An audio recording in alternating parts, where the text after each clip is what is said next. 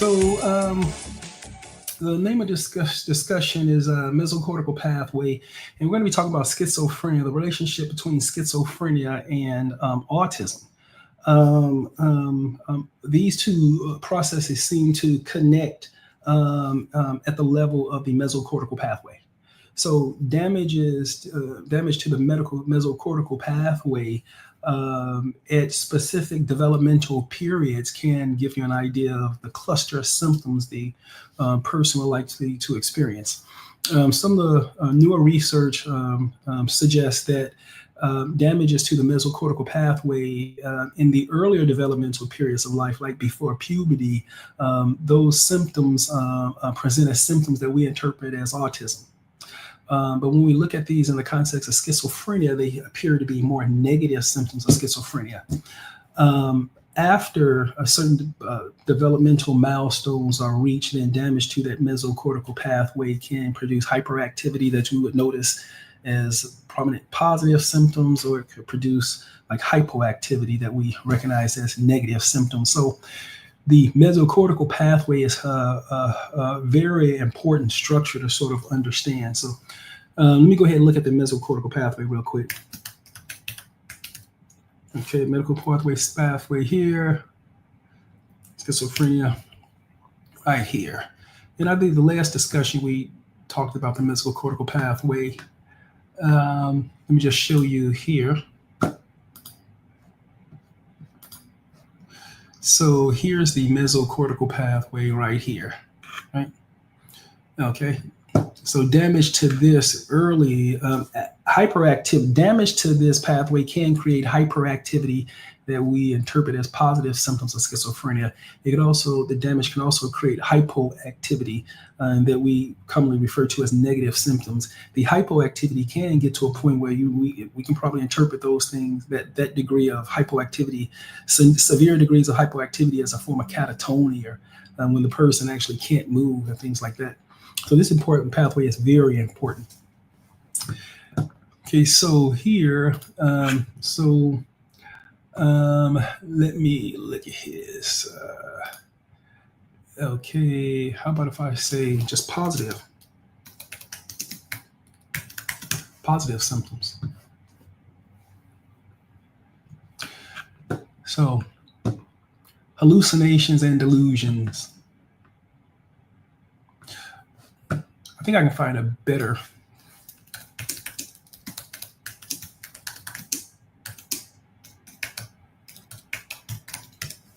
There's the positive symptoms.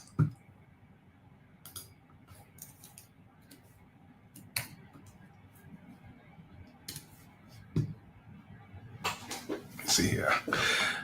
Okay, positive symptoms. Okay, so look at this. So positive symptoms, okay, let's look at the entire clusters. Delusions, that's what you think. Hallucinations, sensory experiences. Disorganized thinking or behavior, that's the organization of your thoughts and how your thoughts flow. So look at the positive symptoms. Disturbances in the way you believe things, and disturbances in the sensory experiences, and disturbances how you organize things. So delusions are false beliefs. Two categories: things that are improbable versus things that are impossible. I got kidnapped by aliens, impossible. But it's probable that people were dressed like aliens when you got kidnapped. I'm not saying you didn't kidnap. I'm saying you got it wrong who you got kidnapped by. Look at these delusions: persecutory, someone's after me; grandiose, referential. Things are very complicated. Referential delusions, hallucinations, auditory, visual, tactile, disorganized thinking. Your frontal lobe and should be able to suppress a lot of unnecessary information or distractions, so that you would be able to focus on one continuous train of thought. And hopefully you should be able to organize those thoughts in a way so the whole system is coherent and so you can comprehend it. In the face of schizophrenia, it seems like their filtering system breaks down and you get everything. And it's very, you have to pay close attention to patients who have disorganized thought processes because they're trying to express something, but the filter's there. You get everything at once. It's just very challenging to make. So those are the positive symptoms of schizophrenia. Let me see, negative symptoms. Okay.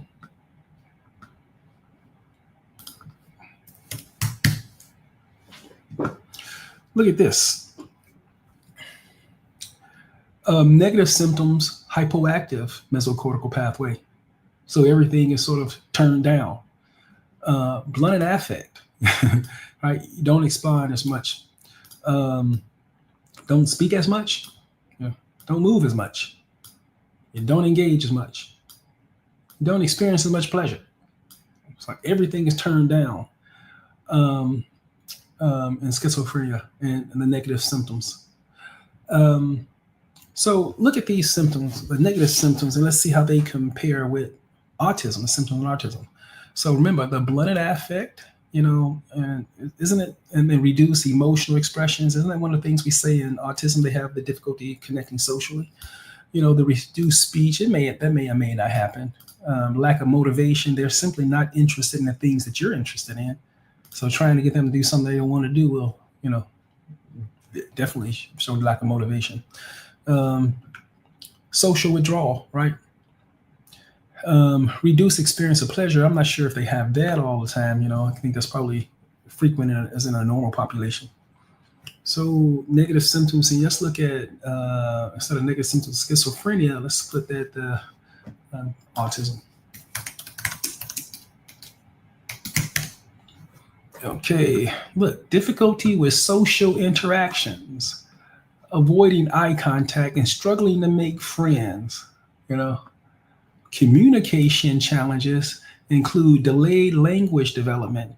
So remember, this mesocortical pathway is damaged very early, primarily before puberty. And so the other structures, things like that, I don't think they grow to the same extent. And because they don't grow, the whole system is more developmentally delayed.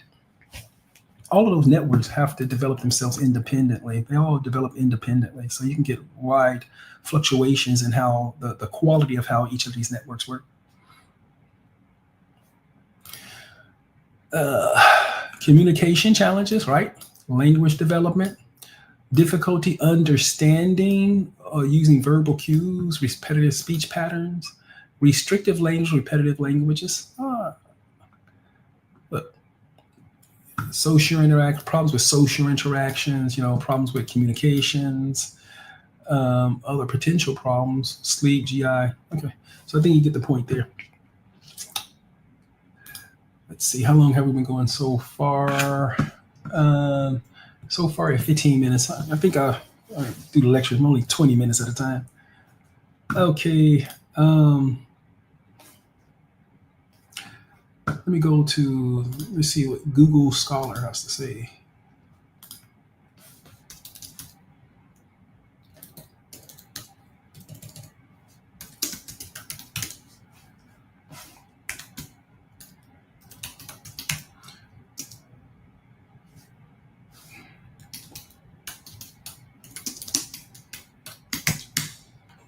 Look at this.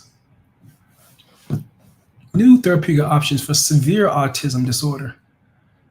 Deep brain stimulation of the mesolimbic and mesocortical pathway. If the pathway is damaged, you may have to zap it with some electricity to get the pathway up and running again. So deep brain stimulation, I'm sure the deep brain, the device could probably recognize the frequency at which the network is working, and it can probably sort of reset the network by firing itself. That's interesting. It's interesting. I'd like to see how that looks like. Okay, recognizing the circuitry underlying cerebellar, mesocortical pathway damage, cognition, apathy, and gait. Cognition, apathy, gait.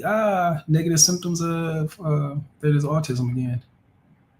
Dopamine dysregulation, autism spectrum disorder. Let me see this. mesocortical pathway damage in cognition, apathy, gait, and cerebral small vessel disease. Many times I find that I always stay here on Google Scholar, and I subscribe to a lot of the main journals. I don't have it on this computer. But it helps me really put my treatment of the patients in context. Sometimes the textbooks or the learning materials may be very difficult, maybe difficult for me to digest, but coming here to the actual studies themselves are very useful. In conclusion, our study showed that 3 clinical features, cognitive impairment, apathy, and gait dysfunction, of that is strongly interrelated with the damage to the mesocortical pathway and could be a common neural basis of the 3 features. Okay, what is, that's small vessel disease. Yeah, we do see that in small vessel disease. Okay. That's it with that.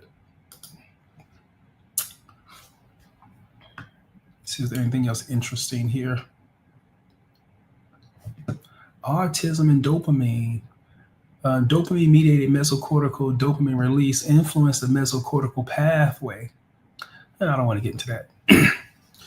So right now we're at 18 minutes. And so let me see if I can take a few questions to see if you have any questions. So the point here is for the students who are rounding with me, that mesocortical pathway is very important. And we see the positive symptoms of psychosis.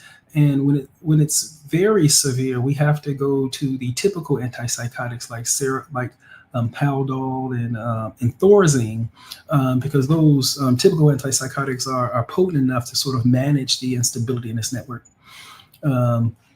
Any questions, though? Let me see if you have any questions. Here, I have one question here. Is the mesocortical pathway something we can strengthen or repair? That's advanced. I mean, I can imagine developing implants, maybe a coupler or something like that wraps around the main trunk of the mesocortical pathway, and with radio waves, that picks up the frequency and things like that. And then maybe you can modulate your mesocortical pathway. I think we're coming into something like that. Yeah, I think it's going to happen real soon too. So yes, I think right now I don't think we don't have the technology to strengthen or repair. We just manipulate the neuron by targeting the receptors, basically. This neuron in many cases is hyperactive, and we block the receptors to slow it down. Okay, next question is here. Is it possible for someone to be misdiagnosed with one and then they actually have the other, or both? Remember, the DSM-4 focuses on the symptomatology, and it's very difficult learning to identify specific disorders with symptomatology that's present throughout all of the different disorders. And then you have to find a certain cluster at the same time over a period of time in order to make a diagnosis. And that's very complicated. So I think our language and our terminology comes from that pursuit to try to gather the symptoms and come up deductive reasoning, I guess. But since we understand the functionality of the mesocortical pathway, I think my emphasis in my career is to sort of focus on the functionality of the pathway and see if I could master manipulating it with the tools that I have. So is it possible for someone to be misdiagnosed? Yep, all the time.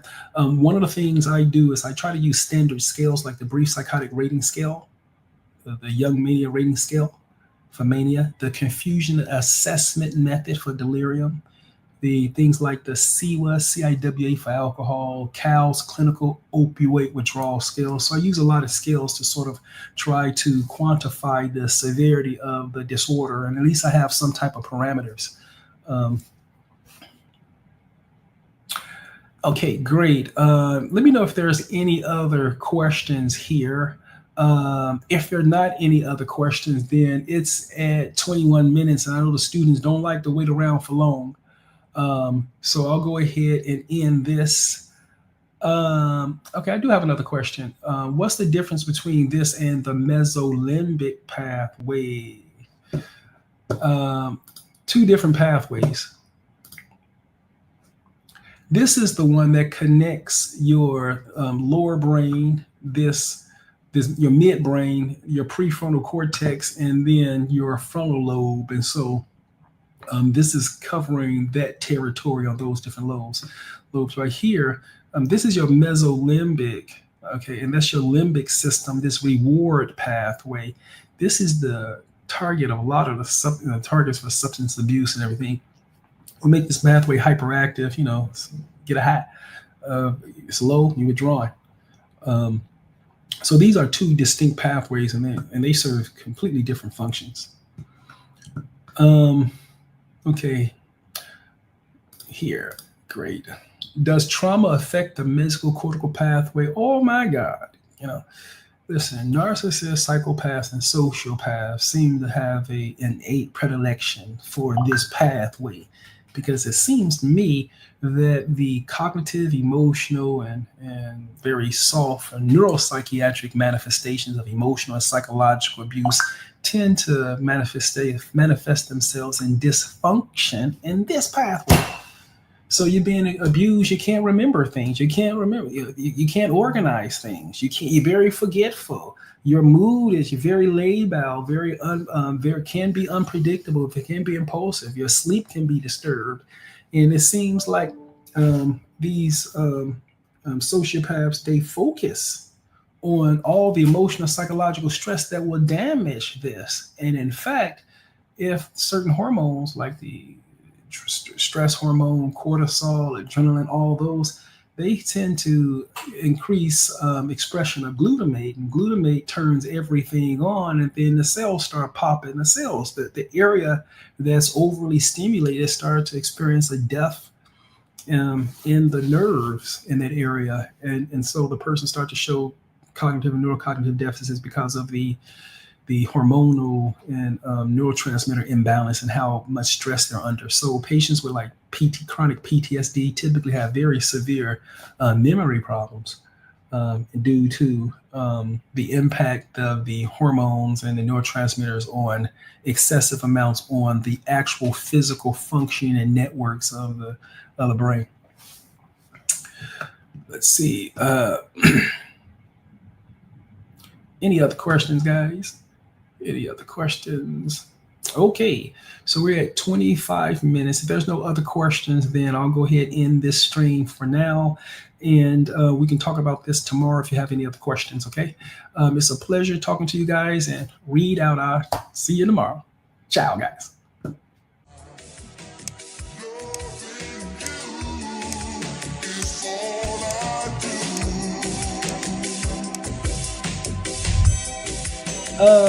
So today's presentation is going to be on the mesocortical pathway. And we're going to go through the receptor profiles for the mesocortical pathway. And let me see what we have here. So let's see here, mesocortical pathway. Okay, so first, mesocortical pathway. First, let me show you a description here.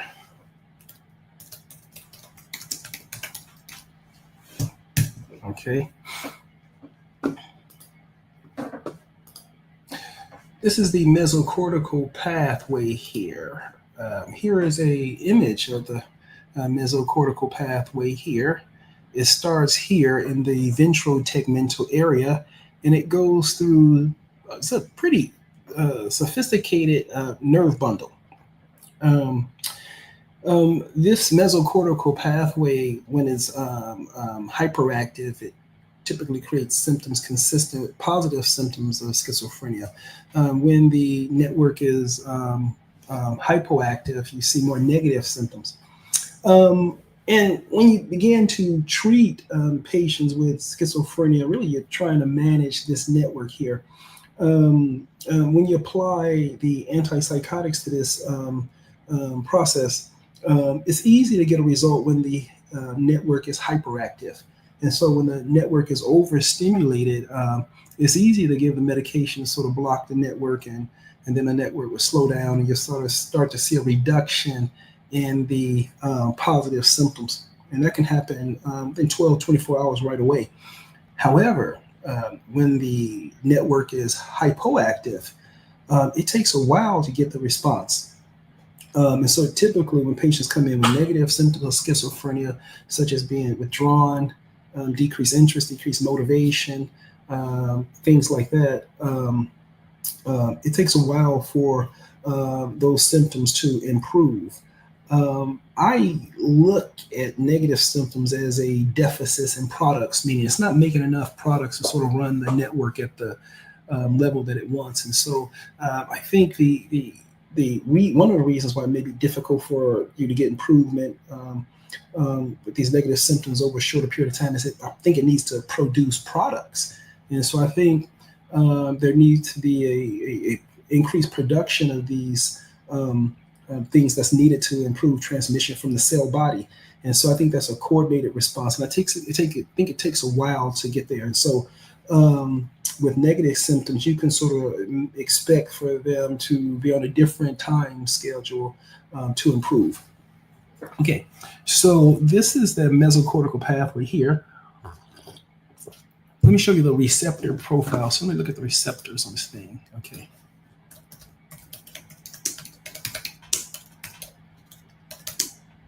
Receptors. Okay.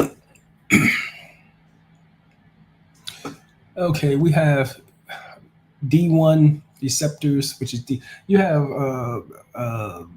different types of dopamine receptors. So here, dopamine 1 and dopamine 2 like receptors. Okay.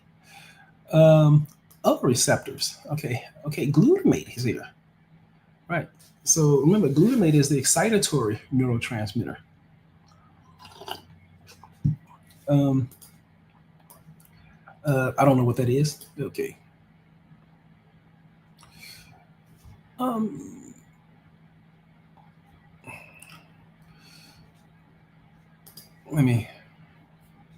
This doesn't give the list of all the receptors on the pathway. Okay, I think there's, other receptors. Okay, so here we have the D1 and D2 receptors for this mesocortical pathway. So of course, it's highly dopaminergic, right?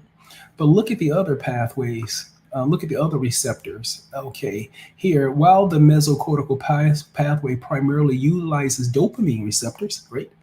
Other receptors also contribute to regulating dopamine release and activity within this pathway.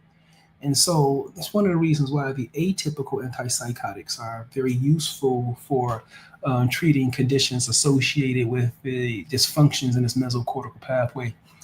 And look here are the other receptors: serotonin receptors, right? Muscarinic acetylcholine receptors, right? GABA, right? Glutamate, okay, endocannabinoids. Okay, look at this. Yeah, other receptors. So then let's look at the receptor profiles for atypical antipsychotics.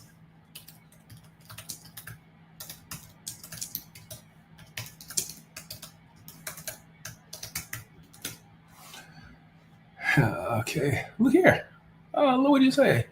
Okay, atypical antipsychotics are characterized by their ability to bind and to modulate, multiple neurotransmitters, right? Dopamine is the primary neurotransmitter, but I think if you really understand the other receptors on this pathway, then you look at the medication you're using and look at what receptors it targets, right? Okay, here. So atypical antipsychotics, such as Seroquel, Abilify, Risperdal, all those. Dopamine, serotonin receptors, and other receptors like, there it is, histamine, adrenergic, and there it is, muscarinic adrenergic receptors again.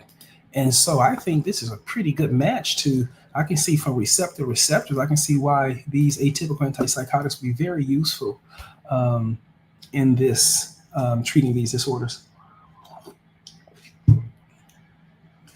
Let me look at Google Scholar and see the efficacy of using atypical antipsychotics versus typical antipsychotics. Let's see if there's a difference. Let's see, I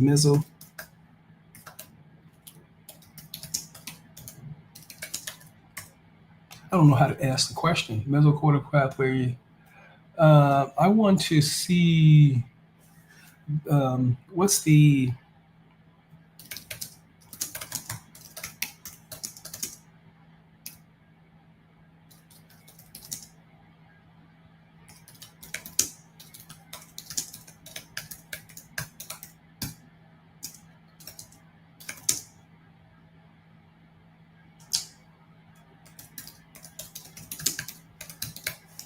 I don't even know if that's the right question.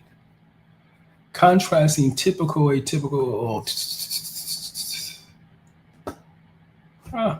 Let me see if I can say Grok.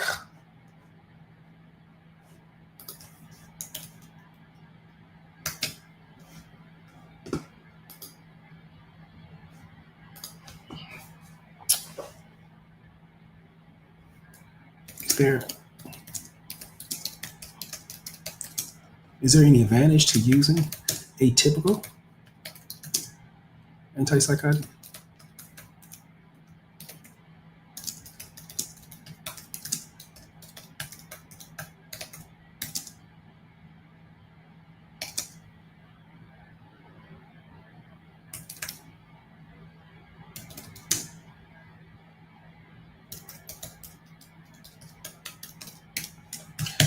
Says, is there any advantage to using atypical antipsychotics over typical antipsychotics in managing schizophrenia? I didn't want to put the mesocortical pathway down there because I don't know if it would have come up with something. But here, okay, atypical antipsychotics generally offer advantages over typical antipsychotics in managing schizophrenia. Look here, a broader receptor profile. Yeah, that's exactly what I said. Yeah, and reduce side effect burden because the atypical antipsychotics do not bind the D2 receptors as strong as the typical ones. Okay. Efficacy on symptoms. Okay, atypical antipsychotic. Yeah. Okay. Well, that's the a broader receptor profile. I think that's the point I was trying to make here. So I don't think I need to go into this anymore. Okay. So the point of, I think right now, what time is it? I think I'm at 10 minutes so far. So I'll go ahead and open this up to any questions. And so if you have any questions, let me know. Let me know. Let me see here, comments. And I have a case that I wanted to go over also. I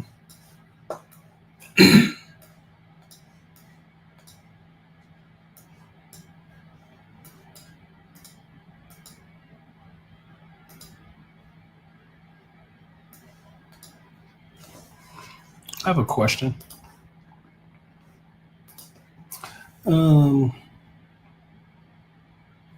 Why does negative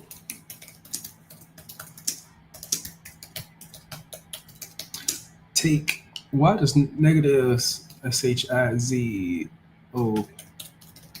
Why does negative symptoms of schizophrenia take longer to improve when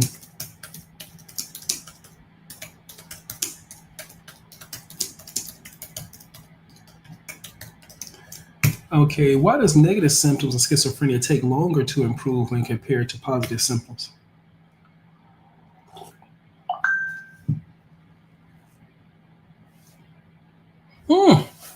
Okay.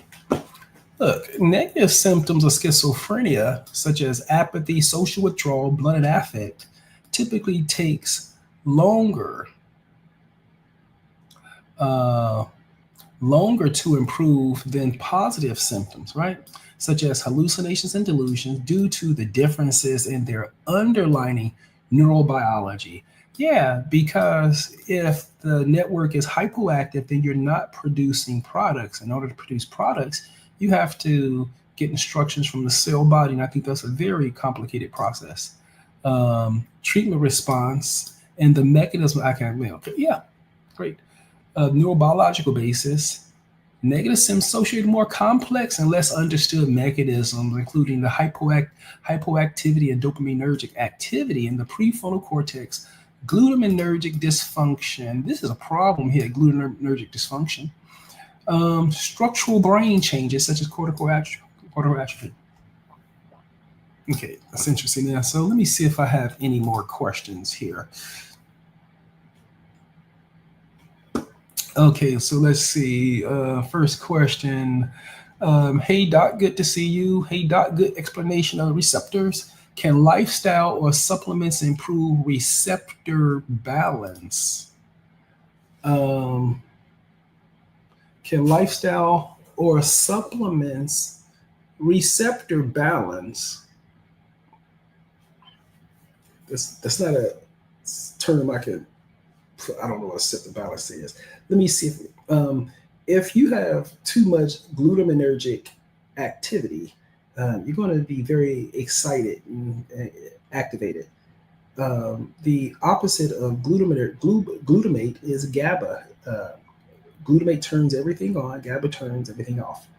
And so you want balance between yin and yang, those two systems, with the goal of getting homeostasis. And so lifestyle can help you with that. So, for example, if you have a lot of glutaminergic activity, meaning you're very restless or irritable or hyperactive, then you should probably go on long walks and use endurance to sort of bring down those stress hormones. And if you were to walk an hour every day, it'll go be very helpful. But the changes that you see after you go through that walking program, let's say you did it for 6 months or something like that, the changes will have to be changes that happen at the receptor level, at the junction of the synaptic cleft. It's the changes there that results in all the modifications you see. So lifestyle can. I'm not sure if supplements can. I don't think that supplements can really impact this whole system like that. But lifestyles definitely. Next question, really informative video. Next question, let's see here. Why does dopamine work differently in schizophrenia versus depression? So schizophrenia is mediated primarily by the mesocortical pathway. Let me show you that pathway again right here.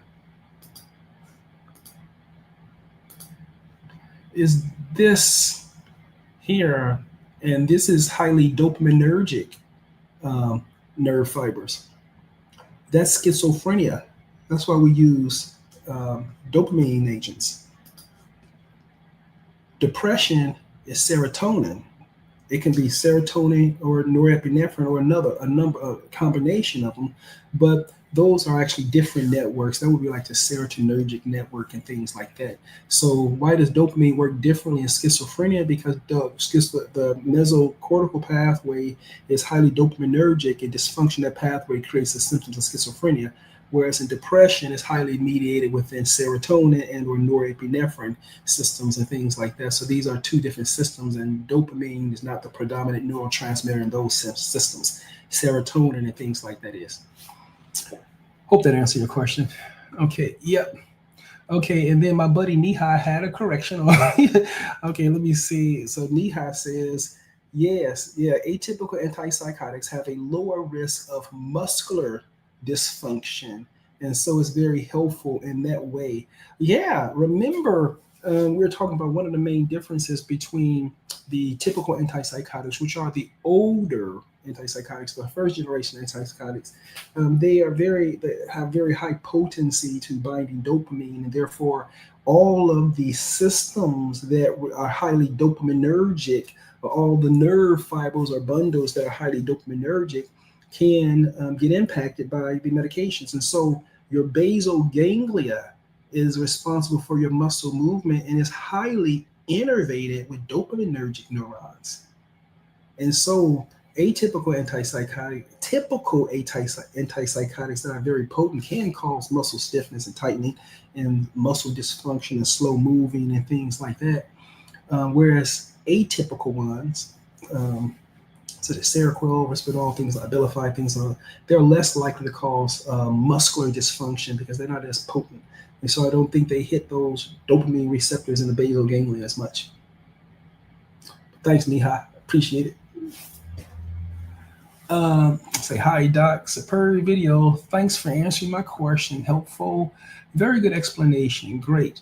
Okay. And we're at 18 minutes and 27 seconds so far. And I was going to keep these at least 20 minutes. And so if there's, I don't want to overburden you with information. And so if there's any, and then I'll see about making another one. I want to try to go through all the different topics on that mesocortical pathway, at least so you can have an understanding of that.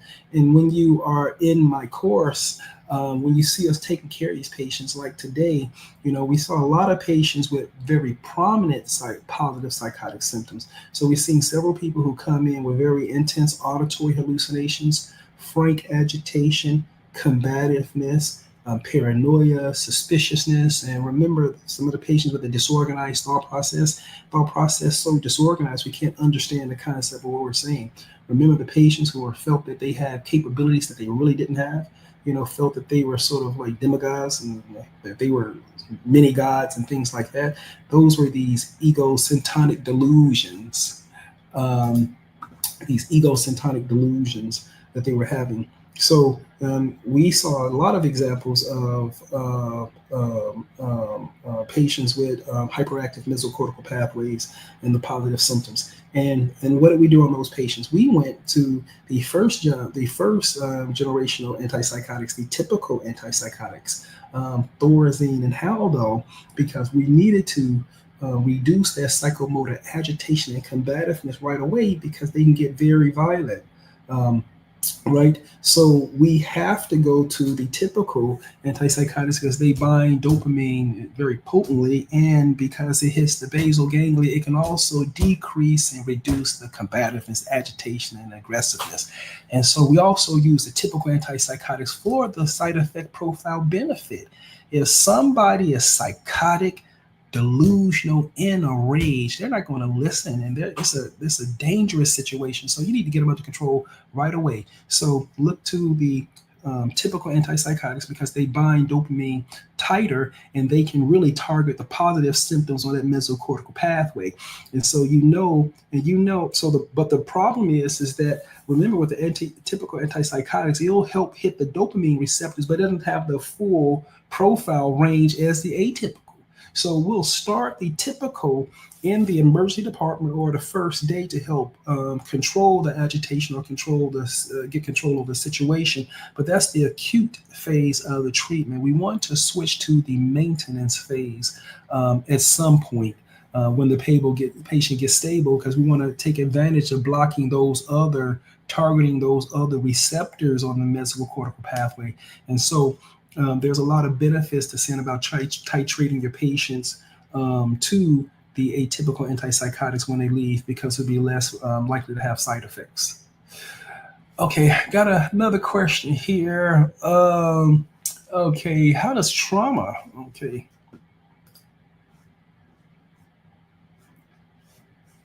How does trauma or stress affect receptor functions in this pathway? Trauma, increase adrenergic response, increase glutamatergic activity, increase excitability. I mean, that's it. Let's see. Okay, and we're at 22 minutes, so I'm going to go ahead and end for today. I didn't want to go over 20 minutes. And so see you guys tomorrow. It's been a pleasure. Take care. All right. Ciao.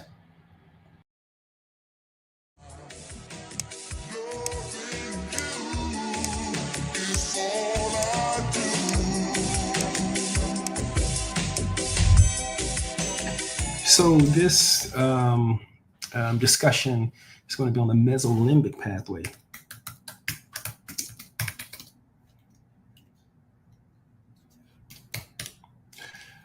The reward pathway. It's a very important circuit for you to sort of understand, because this is the nerve bundle that's targeted in substance abuse. Overactivity of this network makes you feel good. Underactivity, you don't feel so well. And so this mesolimbic system is a heavily dopaminergic innervated nerve structure. a lot of dopamine receptors. And it's the dopamine receptors that's the target for the drugs of abuse, cocaine, amphetamines, things like ecstasy, and I'm not sure it's PCP or LSD, but I haven't reviewed those in a while. But yeah, the main substances, cocaine, all those, target dopamine, and it targets dopamine release in this mesolimbic nervous system, the mesolimbic system, and the hyperactivity in that mesolimbic system. It gives you all the highs. First, let me just show you where this mesolimbic system is. I used this diagram yesterday. Remember the mesocortical pathway? Remember this one right here from the ventral tegmental area out through the prefrontal cortex and over here to the frontal lobe. And so look how long this look at the route of this. It goes to a lot of very important areas. I think it assembles, it gathers the information at this point, and then this is a thought or perceptual assembly mechanism as it goes on from structure to structure, processing information. And I think you're able to really engage with the world like a very mature adult when the information is processed through this entire circuit. Not, as soon as the information get to this point, you act at this point. I think, you want to process it all the way through to access this executive functioning that exists in your frontal lobe. So we went through this mesocortical pathway. It's a major contributor of the positive and psychotic symptoms of schizophrenia and also in autism when this thing is injured. But today we're going to talk about the mesolimbic system right here, right? And substantia nigra, because this is innervated with a lot of dopaminergic neurons. And so when you stain them in methylene blue, they stain up very dark, just like in the basal ganglia, and like Parkinson's, dementia, you don't get as much methylene blue in the stains. So hyperactivity of this nerve bundle creates the symptoms of the intoxication, and hypoactivity means they're like withdrawing, right? So let me look at the symptoms of a hyperactive mesolimbic system.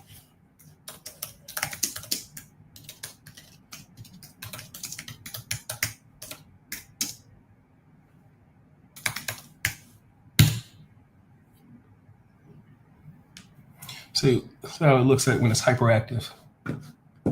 Oh, see, positive symptom schizophrenia right there, hallucination, delusions. Okay, we got this. Okay, got this from the mesocortical. Okay, a hyperactive mesolimbic system, okay, often associated with conditions like schizophrenia because that's mesocortical pathway is dopaminergic, is highly dopaminergic innervated anyway. So if it increases dopamine, it's going to increase that network.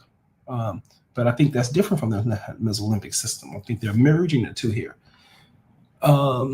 So here we get down to the mesolimbic system, primarily related to reward processing, motivation, and psychosis. Okay, the psychosis, that leads us to the mesocortical pathway. So just focus on this reward and reward processing and motivation. Okay, these include the psychosis. They go back to so let's stay away from that. Let me see here. Okay, positive symptoms schizophrenia. Okay, here's this mesolimbic in the brain involves a VTA and this AI is fusing all these things. Okay, so positive symptoms of schizophrenia. Okay, let's focus on here, reward and motivation. The mesolimbic system plays a crucial role in motivation and reward processing.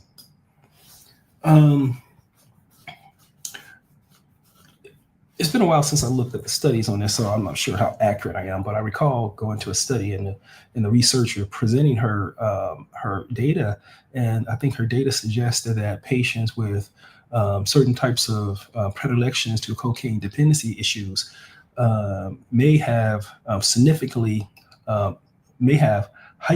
mesolimbic pathways, and that may be set by the genes, the hypoactive. And so at a baseline, they may feel amotivated, they may feel decreased interest, not as much joy or positive emotions. And sometimes I hear the patients say, hey, when I took the cocaine, it made me feel normal. So I ran across a book.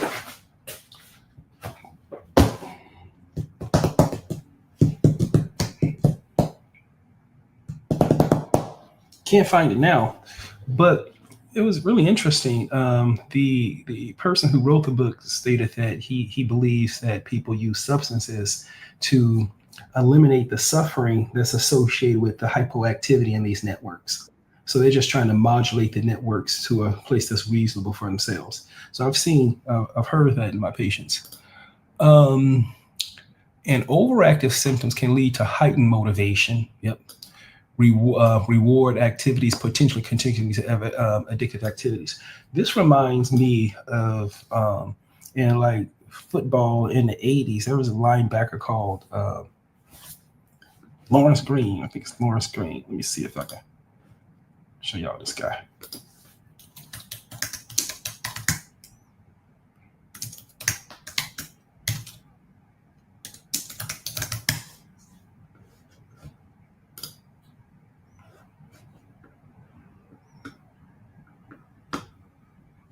Well, anyway, I can't find this guy. Apparently, there's a lot of Lawrence Green linebackers. What did he play for? Anyway, back then there were a lot of rumors about the professional football players using cocaine when they were playing, and I heard an argument between younger current professional athletes and the ones that are in the 80s. So these are two different categories. All of them in the 80s were using cocaine when they were on the line. They're using cocaine for the increased motivation and things like that. The drawback to it is the potential for addictive behaviors. Okay, so that's positive symptoms. Let me see if I can hypoactive.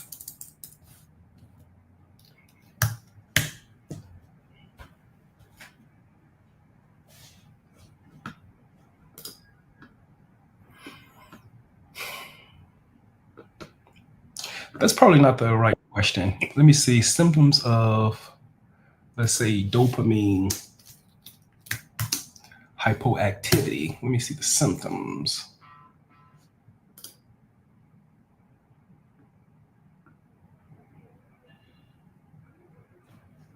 Mesolimbic hyperactivity. I can't see it here, but it actually, it's the opposite of this. Decreased drive, decreased motivation, and sleeping a lot, fatigue, tired, withdrawn, compulsive, not doing anything, mood swings, just simply irritable. So in this mesocortical pathway, the cocaine causes the release of dopamine from the presynaptic neuron. And it's a flood of release of these neurotransmitters until it's basically pooped out, right? When it's pooped out, the party's done. When you use up all the presynaptic dopamine, then eventually the nerve cells become hypoactive. The whole network becomes hypoactive. And that's when we see them in the hospital when they're going through cocaine withdrawals. And if you ever seen someone go through cocaine withdrawals and try to take a history, it's almost useless. They can't even lift their head up out of the ground, let alone think about complicated questions or anything like that. So usually when they come into the hospital on their day number one, I usually give them some time to sleep and because it's usually too much for them to actually give a history. Great. So that's dopamine hypoactivity. Let me look at the receptors on the mesolimbic system.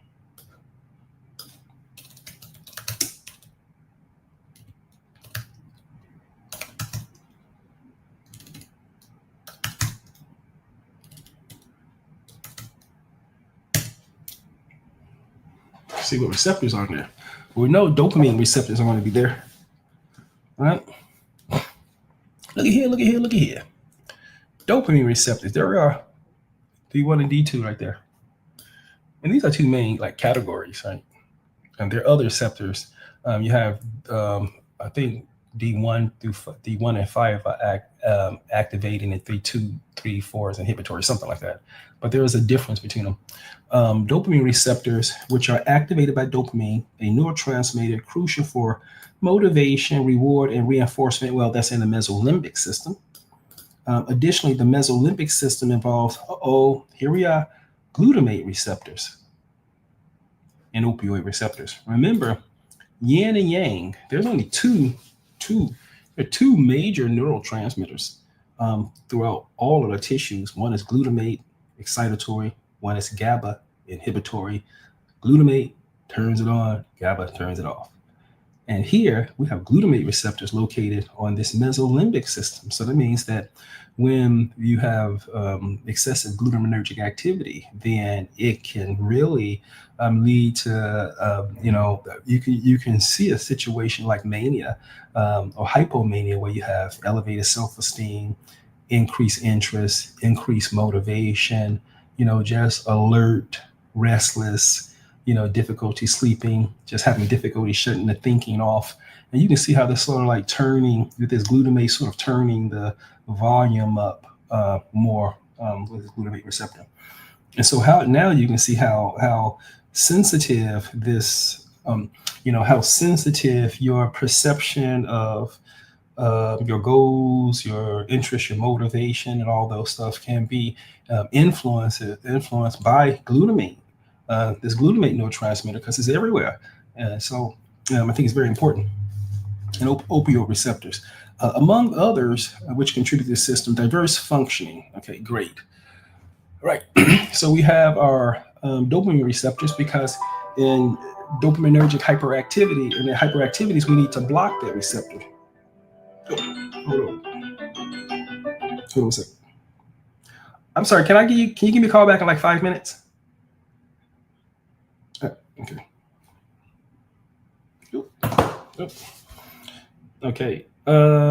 Next. Okay. Glutamate receptors. NMDA receptors. Yep. I don't, know too much about this one. Okay. Let me just skip over that. Oh yeah. NMDA. Now, remember in the elderly, not only in the elderly, but remember I use Aricept and also Namenda to help get access to that glutamatergic system, to try to decrease that glutamatergic activity through that acetylcholine muscarinic network, and also by using Namenda to decrease the activity of NMDA. And ecstasy is so dangerous because it activates NMDA and activate the glutamatergic system. And we see a lot of damage that occurs to these networks when patients come in using ecstasy. It can result in this hyperstimulation that eventually lead to the brain cells dying.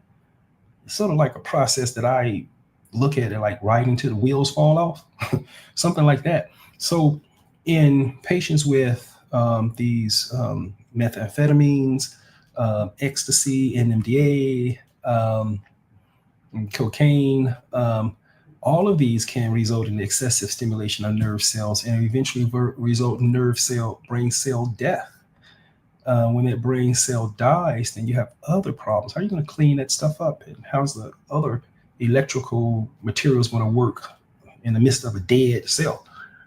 So you get an immune response to sort of clean that area up and sort of respond to it. And then in order to get the immune response, you have to open up the blood-brain barrier. You have to make the blood-brain barrier more porous. And when you make the blood-brain barrier more porous, you cause another problem. It's contamination. A lot of things get into the CNS at that localized area that's not supposed to be there. And it causes a lot of problems, So once it gets to that point, then the patients who are on too much of this stuff, they can start presenting disoriented and restless and confused. And it becomes more like a delirium. And that's when you start to hear the description. When law enforcement shows up, they're described as superhuman, have a supernatural strength, increasingly motivated, increased interest, agitated, restless, on 10, So this is a real problem, and it's very important to sort of understand these receptors. Um, okay, receptive profile. And so you can see the primary tool here would be the antipsychotics. If if the person is taking cocaine and they're just fluorescent psychotic and agitated and just everything, then you're gonna have to use the major, the typical antipsychotics, possibly IM or IV, to block those pathways to decrease the hyperactivity. Okay, so let me see here. So let me see if I can answer any questions. Okay. So let me see the first question. Let me see. Is the let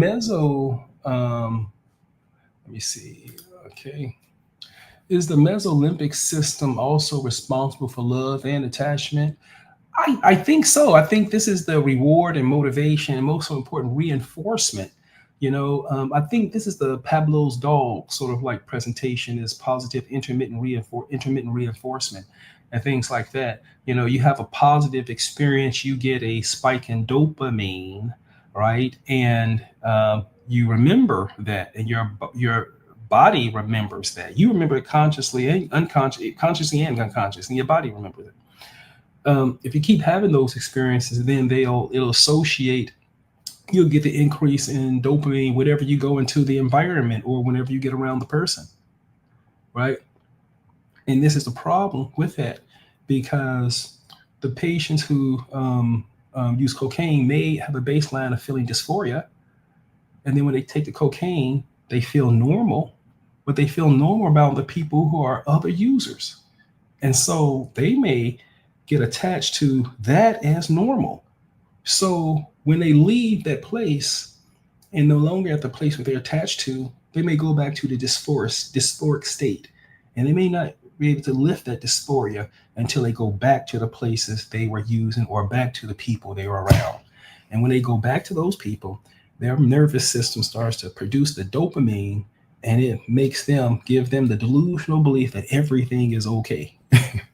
When it's really just your nervous system just um, um, running a circuit, and you believe everything your nervous system saying.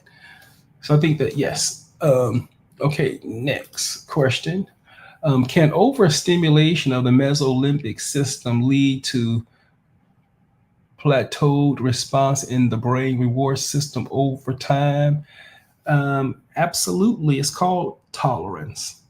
And it may have more to do with the with the chloride or ion receptors in close proximity to the G proteins that is connected to.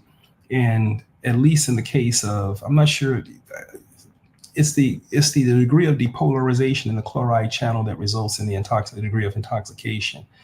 And the G protein the chloride channel in close proximity to the G protein may be less sensitive to its interaction, and so the person would have to use the substance longer or use more of the substance to get the same degree of depolarization across those chloride channels.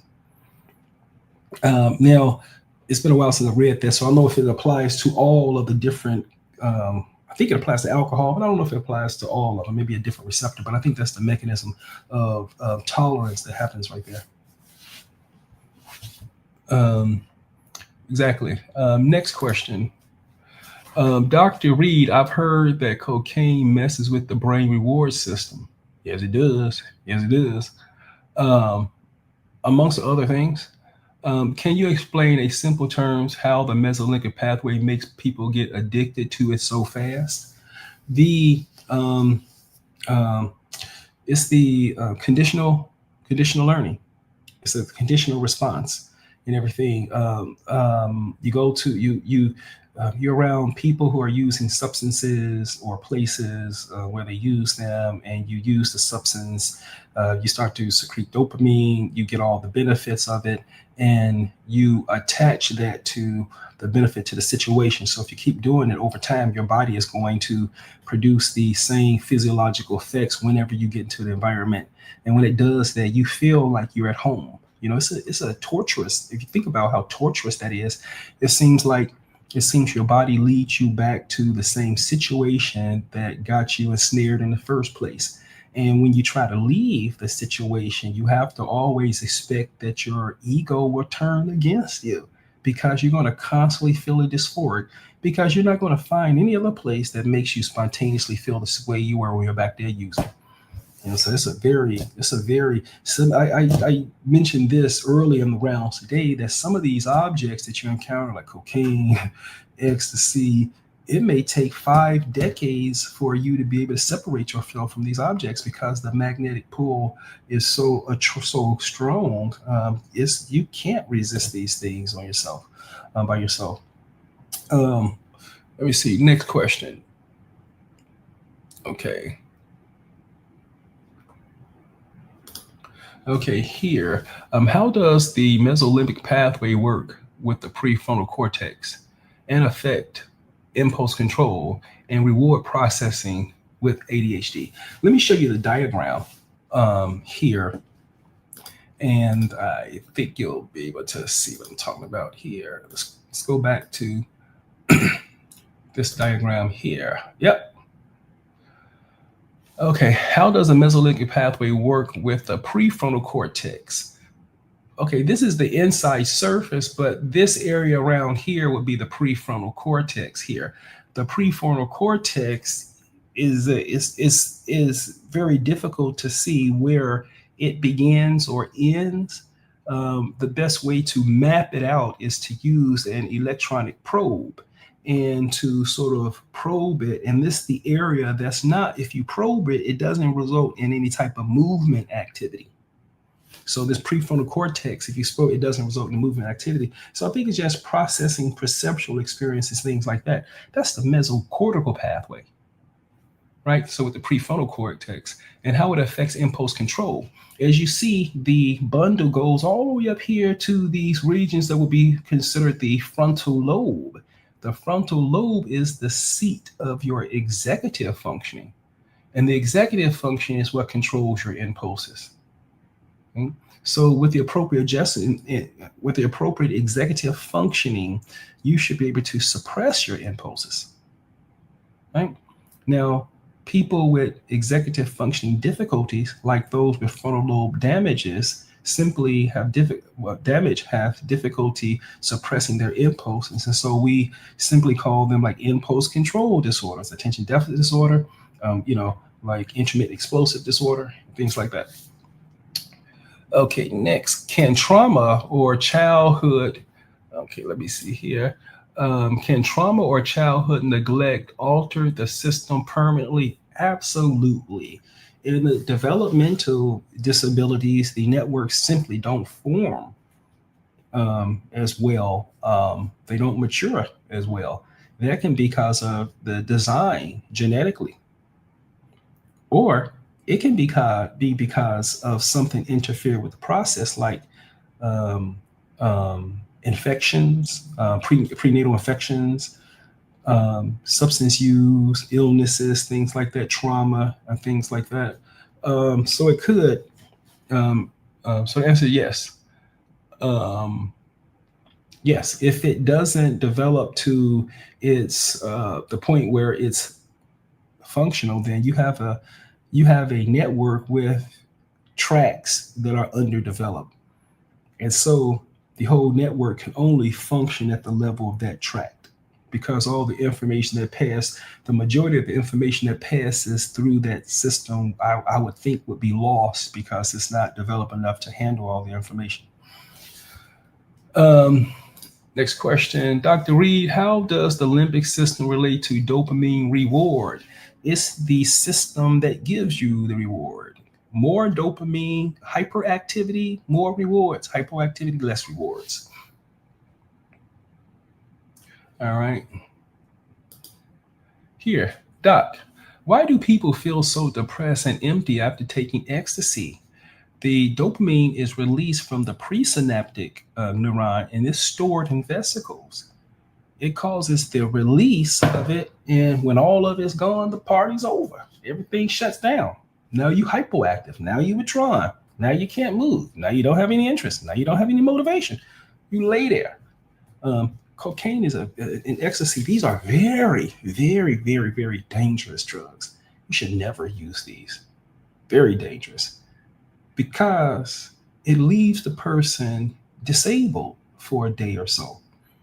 And they need to be in the hospital because they're not able to take care of themselves and things. And these are people who need to be watched very closely. In this time, they're very vulnerable to abuse, to medical problems, everything. Okay. Um, let me see here. Doc, why do people feel so depressed and empty after ecstasy? Because it releases everything, it uses everything up, not a system's hypoactive. Is that because the mesolimbic system gets drained and damaged somehow? It get drained because you deplete the dopamine and neuroreceptors, right? And it takes a while for that storage to build back up and the system sort of reset itself. And damage, of course, because that overexcitation causes that overexcitation of glutamate. Excitation destroys the cells. Yeah.